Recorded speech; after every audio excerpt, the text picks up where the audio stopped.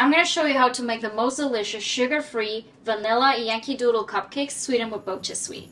And why not? Give it a little twist for St. Patrick's Day with a creamy matcha green tea filling. Start by mixing 1 pouch of Keto Vanilla Cake mix, 4 eggs, and 1/3 cup of melted butter. Mix until well combined. Now it's time to pour it into the cupcake liners and bake at 350 Fahrenheit for 20 to 25 minutes. For the filling, mix 1 packet of frosting mix, a half cup of softened butter, 1 tablespoon of matcha green tea powder, and 2 tablespoons of heavy cream. Beat frosting until smooth and creamy, and then you're ready to fill your cupcakes.